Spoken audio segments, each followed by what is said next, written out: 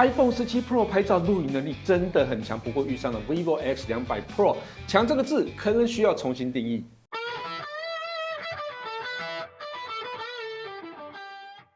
嗨，大家好，我是 KissPlay。上一集节目我们分享了 iPhone 17 Pro 与 Samsung Galaxy S25 Ultra 的拍照录影对决，不晓得大家看完之后有没有什么感想？如果还没看的朋友，等等也别忘了回头看一下哦。其实啊 ，iPhone 17 Pro 这次在相机能力上进步非常多，尤其是在长焦的表现上，4倍光学还有8倍类光学焦距都是非常有水准的。不过这次对上的是非常强大的 vivo X200 Pro， 这款手机也是目前台湾正式代理引进的手机中拍照能力最强大的一款。所以 iPhone 17 Pro 到底有没有办法跟上呢？而在录影表现上 ，iPhone 17 Pro 还是一如既往的强大。这部分 vivo X200 Pro 有机会超越吗？那我们就正式开始今天的对决。iPhone 17 Pro 跟 vivo X200 Pro 两款手机都采用3镜头的配置，镜头焦距差异比起跟 S25 Ultra 要比的话，要小很多啦。那详细规格大家可以直接看比较表哦。那两款手机的比较大的差距就是在望远镜头 ，iPhone 17 Pro 是100mm，X200 Pro 是85mm， 而且 X200 Pro 是用上了 HP9 感光元件，也就是2亿像素感光元件。不过我们这边会直接对比啦。因为真正的重点其实是在类光学焦距，也就是5倍、8倍、10倍上。除了望远镜头的对比以外，当然超广角主镜头、数位长焦、舞台拍摄、录影部分也会进行比较。而且我也会简单对比一下微距跟人像，毕竟这个是 vivo 的强项嘛那我们就从超广角镜头开始吧。超广角镜头部分 ，X200 Pro 无论是在光圈或是感光元件的尺寸上都占得上风，而且差距不小。那这些差距会直接在照片中显现出来吗？我们直接看照片。日拍部分 ，iPhone 17 Pro 在视角上更开阔。而 X200 Pro 是在色彩跟 HDR 的表现，比起 iPhone 17 Pro 要明亮鲜艳，是相对讨喜的调性细节部分，两者差异并没有太大。不过 iPhone 17 Pro 对比比较高，对于线条的刻画比较锐利，所以感官上的细节看起来会比较好一些。夜拍部分 ，X200 Pro 在高光抑制上有着非常优异的表现，相较于 iPhone 17 Pro 的噪点也更不明显。细节在放大照片之后就可以看出X200 Pro 要好一点点哦。在超广角焦距部分呢，我比较喜欢 X200 Pro 的表现不晓得大家是不是也跟我一样呢？主镜头的部分，两款手机的感光元件大小相同，但是 X200 Pro 的光圈大一些，整体感受跟表现也会跟超广角一样吗？我觉得先画个问号哦。好，日拍部分 ，X200 Pro 一样维持着超级明亮跟饱和的调性，但 iPhone 17 Pro 就看起来有点偏暗，细节在1倍焦距底下，实在有点难分出高下。那细致度上都非常优异。不过在2倍、3倍的照片上 ，X200 Pro 细节上有稍微好一些，在暗部表现上 ，iPhone 17 Pro 比较容易出现过多杂讯的状况。夜拍部分呢，X200 Pro 还是维持一贯的漂亮色彩，还有强大的 HDR 表现。细致度部分1倍完全看不出差异，但是有趣的事情再次发生了。上期节目中同样也有发现 ，iPhone 17 Pro 主镜头数位放大焦段的夜拍呢，也就是2倍跟3倍的表现，真的是异常的好。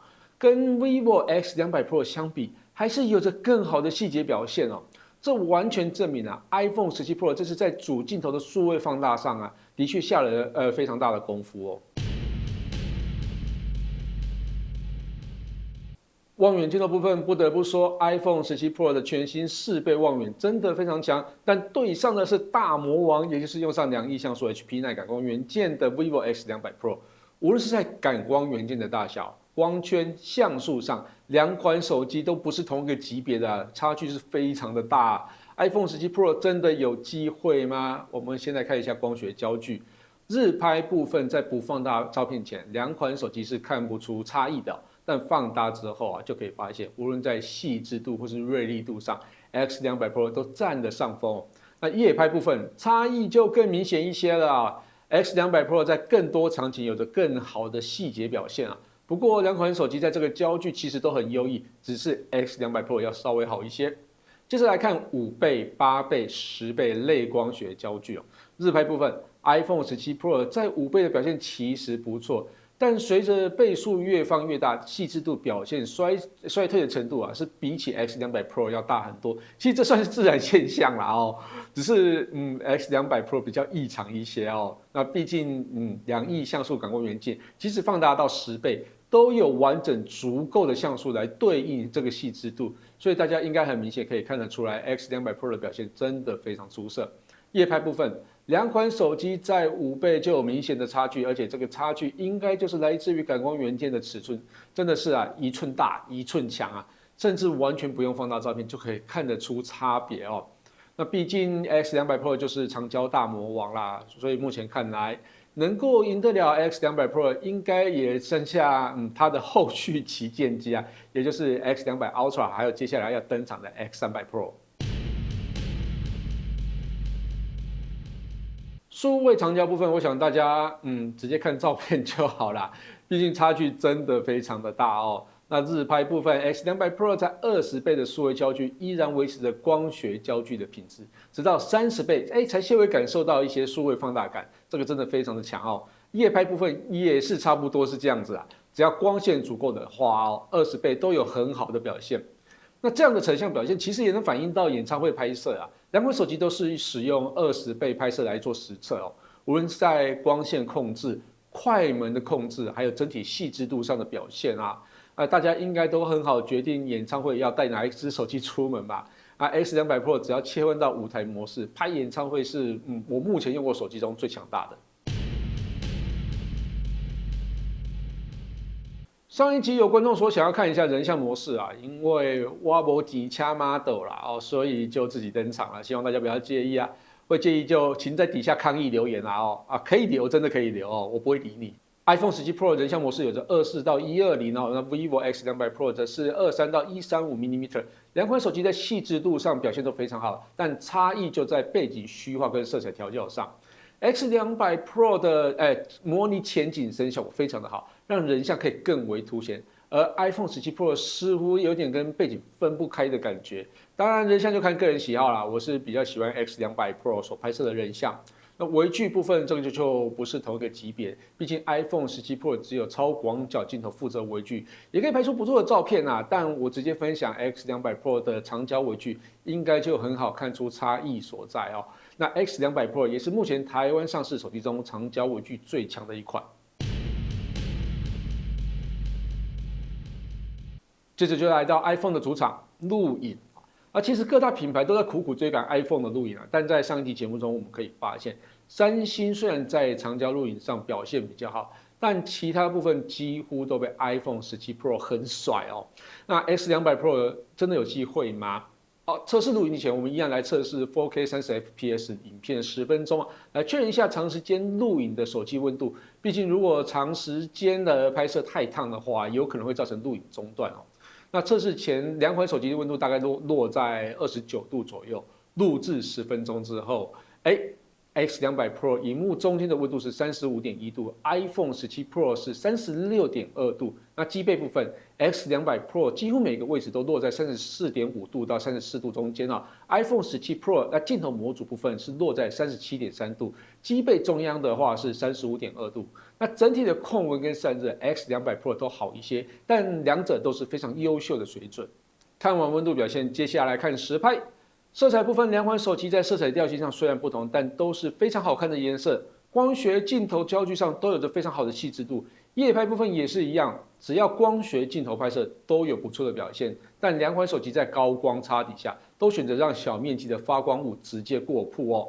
那这个就是相机的逻辑问题，跟手机能力上，我觉得没有什么太大关系啦。移动拍摄部分，在没有开启防守阵或是动作模式下，vivo X200 Pro 的表现，真的让我非常满意哦，这整个稳定度是非常好。不过比起 iPhone 17 Pro， 怎么还是稍微逊色一点点呢？真的是 iPhone 17 Pro 真的很强啊！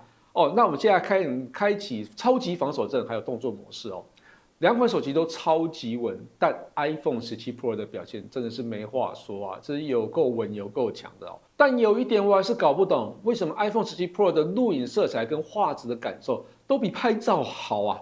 有人可以告诉我为什么吗？好啦，那我们接下来看大家很关心的演唱会啊。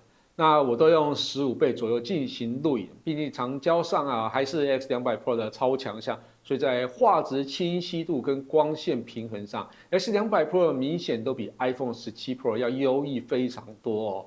那所以 X200 Pro 真的是演唱会神机，我为共啊！